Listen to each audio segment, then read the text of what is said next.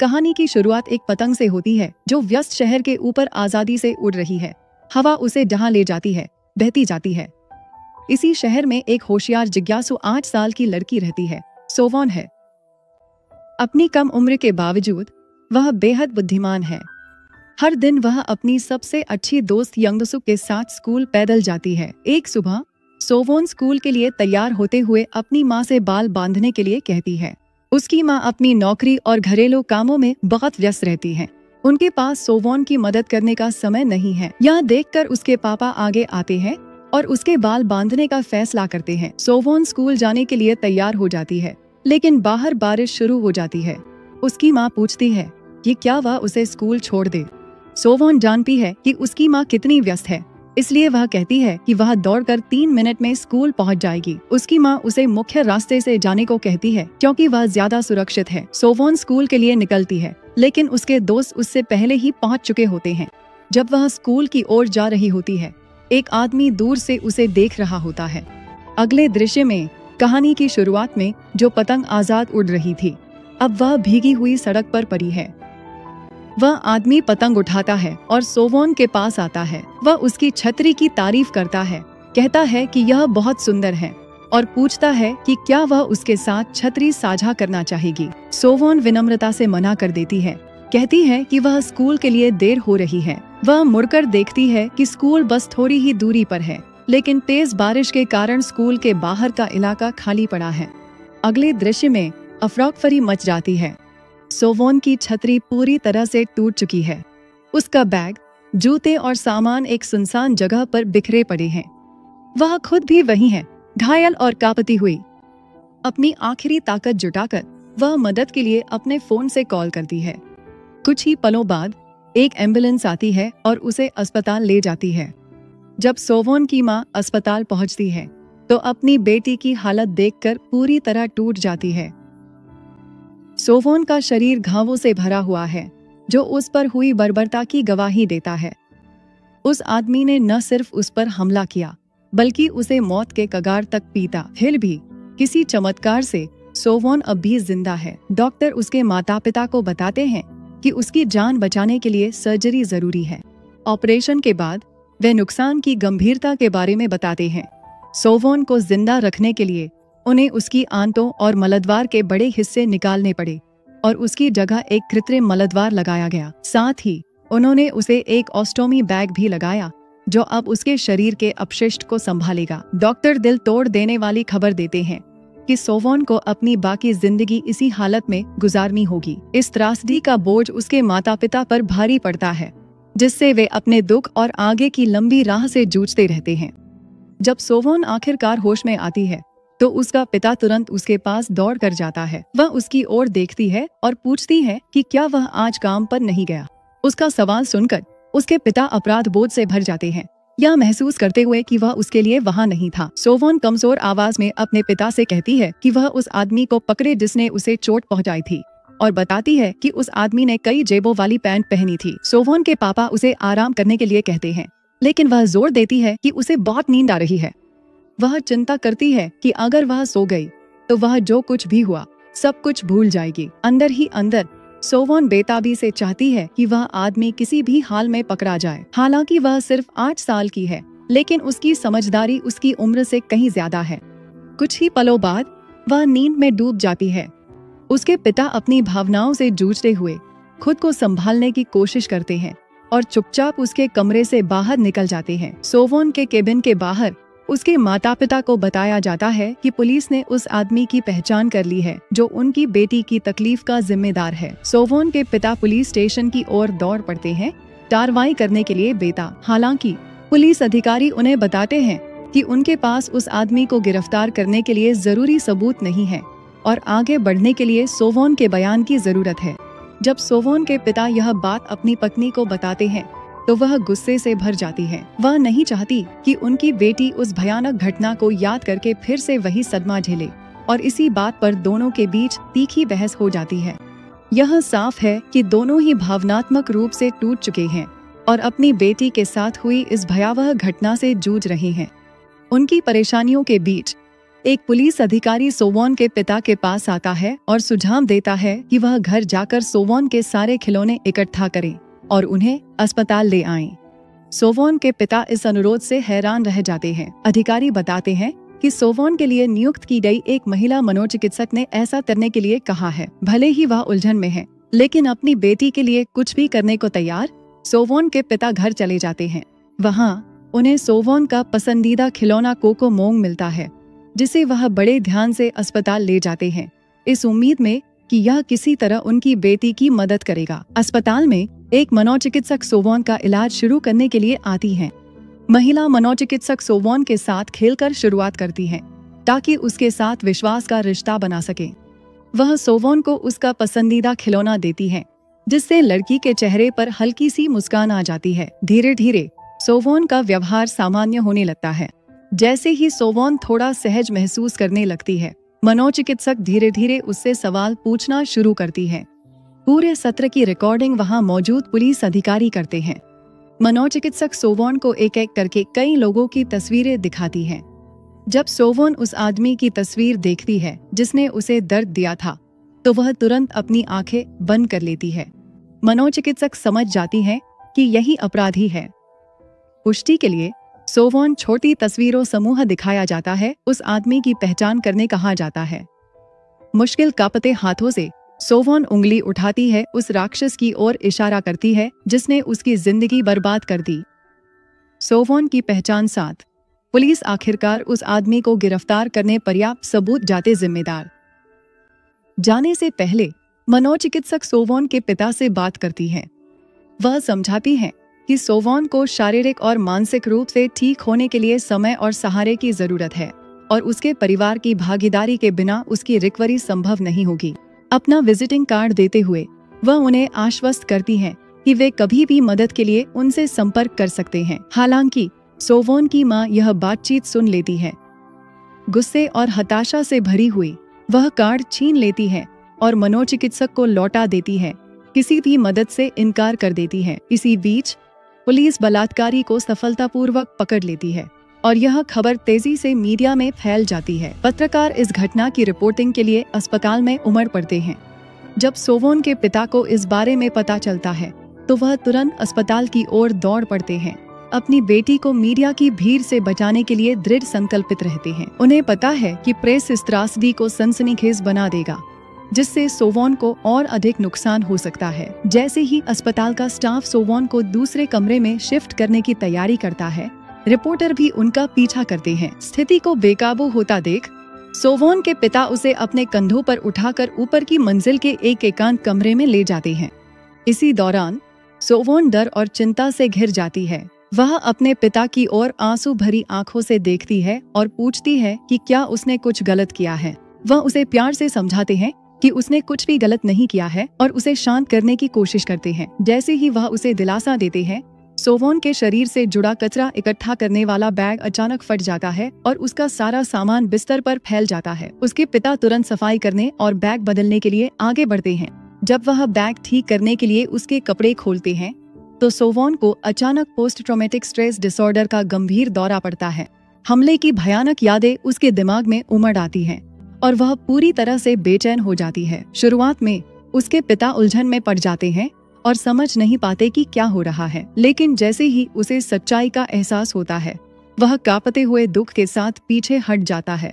उसका दिल टुकड़ों में बिखर जाता है, यह जानकर कि उस दरिंदे द्वारा छोड़े गए जख्म उसकी कल्पना से कहीं ज्यादा गहरे हैं। शाम को जब सोवॉन के पिता फिर से उसके कमरे में आते हैं, तो वह उन्हें देखते ही जल्दी से खुद को कपड़े से ढक लेती है। उसकी प्रतिक्रिया देखकर वह वहीं रुक जाते हैं, लेकिन वह धीरे से बताते हैं कि उसकी मां बीमार हैं और कुछ समय तक उससे मिलने नहीं आ पाएंगे। वह यह भी जोड़ते हैं कि जल्द ही उसके घर एक छोटा भाई आने वाला है। सोवॉन चुप रहती है और उसके शब्दों का कोई जवाब नहीं देती। उसके पिता समझ जाते हैं कि सुबह की घटना ने अब उसे उनसे भी डरने पर मजबूर कर दिया है। यह सोचकर उनका दिल टूट जाता है, लेकिन वह अपना दर्द छुपाने की कोशिश करते हैं। वह धीरे से सोवॉन से कहते हैं कि उसे उनसे अपना चेहरा छुपाने की जरूरत नहीं है। बिना किसी जवाब का इंतजार किए वह चुपचाप कमरे से बाहर चले जाते हैं। अस्पताल के बिल बढ़ने लगते हैं और सोवॉन के पिता खुद को उन्हें चुकाने के लिए जूझता हुआ पाते हैं। मदद की सख्त जरूरत में वह अपने एक करीबी दोस्त को फोन करते हैं जो उनके साथ काम करता है। यह दोस्त पहले भी मदद कर चुका है और इस बार भी बिना झिझक आगे बढ़ता है। दोस्त उन्हें दिलासा देता है और कहता है कि नौकरी की चिंता न करें, वह काम पर सब संभाल लेगा जब तक हालात बेहतर नहीं हो जाते। कुछ दिनों बाद उस आदमी की अदालत में सुनवाई होती है जिसने सोवॉन पर हमला किया था। जब उससे सवाल किया जाता है तो वह आदमी सभी आरोपों से इनकार कर देता है। वह दावा करता है कि वह एक निर्माण स्थल पर काम करता है और घटना वाले दिन पूरी रात वहीं काम कर रहा था। वह आगे कहता है कि सुबह घर लौटने के बाद उसने शराब पी और सो गया, और जोर देकर कहता है कि उसे जो हुआ उसके बारे में कुछ नहीं पता। हालांकि पुलिस उसके खिलाफ ठोस सबूत पेश करती है। वे बताते हैं कि सोवॉन का खून उसके कपड़ों पर मिला है। इसके अलावा अपराध स्थल की मिट्टी के नमूने उसके जूतों पर लगी मिट्टी से मेल खाते हैं। अपनी सफाई में वह आदमी दावा करता है कि उसके जूते चोरी हो गए थे और पुलिस द्वारा गिरफ्तार किए जाने से ठीक पहले वे रहस्यमय तरीके से उसके घर के बाहर फिर से मिल गए। वह पुलिस पर उसे फंसाने का आरोप लगाता है। कोर्ट रूम में मौजूद लोगों में सोवॉन के पिता का एक दोस्त भी है जो उस आदमी के झूठ सुनकर गुस्से से भर जाता है।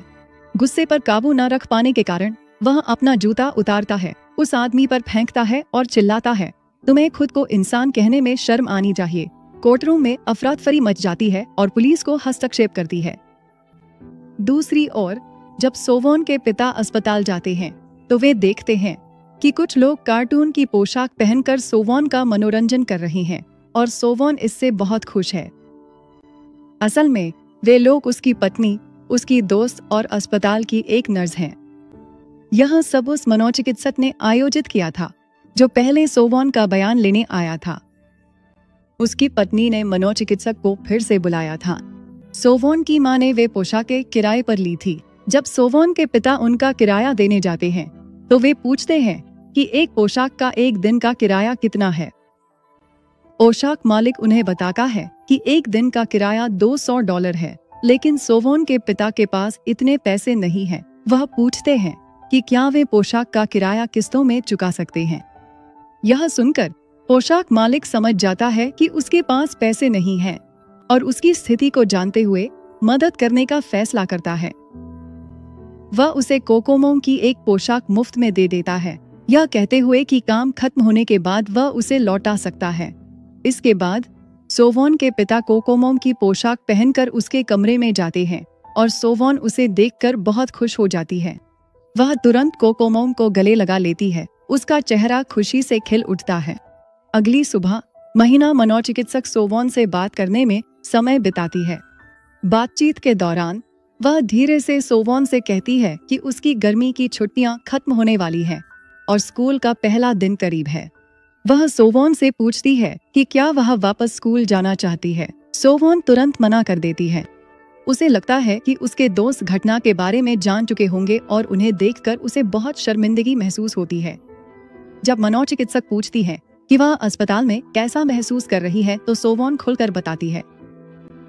वह बताती है कि उसे अपराध बोध है क्योंकि उसके माता पिता काम पर नहीं जा पा रहे। अस्पताल के बिल बढ़ रहे हैं और उसके माता पिता संघर्ष कर रहे हैं। वह नहीं चाहती कि उसके कारण उन्हें तकलीफ हो। सोवॉन स्वीकार करती है कि उसे स्कूल की याद आती है, लेकिन उसे डर है कि वह कभी वापस न जा सके। 2 दिन बाद सोवॉन को अस्पताल से छुट्टी मिल जाती है। उसकी माँ और पिता उसे लेने आते हैं, लेकिन सोवॉन अब भी अपने पिता की ओर देखने से बचती है। जब वे कार में जा रहे होते हैं तो सोवॉन के पिता उनके बीच एक पर्दा लगा देते हैं ताकि वह कम डरे। जैसे ही वे उस जगह से गुजरते हैं जहां घटना हुई थी, सोवॉन की तबीयत फिर से बिगड़ने लगती है। उसकी परेशानी को महसूस कर सोवॉन के पिता तुरंत कार की रफ्तार बढ़ा देते हैं और जल्दी से उस जगह को पार कर जाते हैं ताकि उसकी हालत और न बिगड़े। जब वे घर पहुंचते हैं तो सोवॉन कार से उतरते ही उल्टी करने लगती है, लेकिन फिर सोवॉन और उसकी माँ कुछ ऐसा देखती हैं जिससे माहौल खुशनुमा हो जाता है। उनकी दुकान की दीवार पर सोवॉन के दोस्तों ने बहुत सारी प्यारी और हौसला बढ़ाने वाली चिट्ठियां चिपका रखी हैं। इन दिल से लिखे संदेशों को देखकर सोवॉन का चेहरा खुशी से खिल उठता है। अगली सुबह सोवॉन की सबसे अच्छी दोस्त यंगसुक सोवॉन के पिता से मिलने आती है। गिल से भरकर वह आंसुओं के साथ कहता है कि अगर वह उस दिन सोवॉन के साथ स्कूल गया होता तो यह भयानक हादसा नहीं होता। वह खुद को रोक नहीं पाता और जोर जोर से रोने लगता है। सोवॉन के पिता उसे प्यार से दिलासा देते हैं, उसे भरोसा दिलाते हैं कि इसमें उसकी कोई गलती नहीं है और उसे खुद को दोषी महसूस नहीं करना चाहिए। सोवॉन के दोस्त उसे शुभकामना कार्ड भेजते हैं जिससे उसे स्कूल लौटने का आत्मविश्वास मिलता है। अगली सुबह वह मौसी के साथ स्कूल जाती है।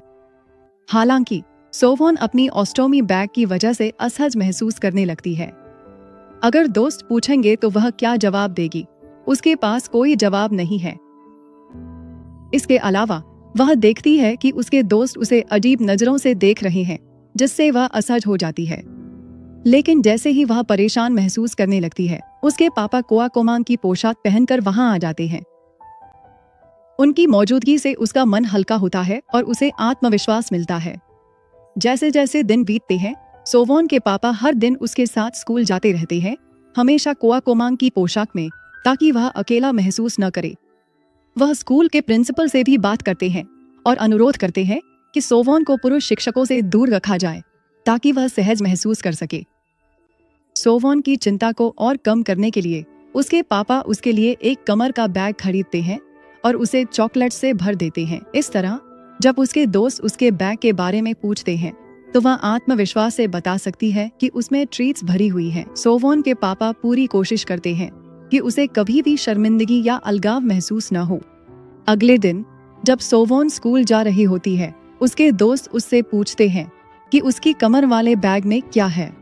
सोवॉन आत्मविश्वास से कहती है कि उसमें चॉकलेट्स हैं।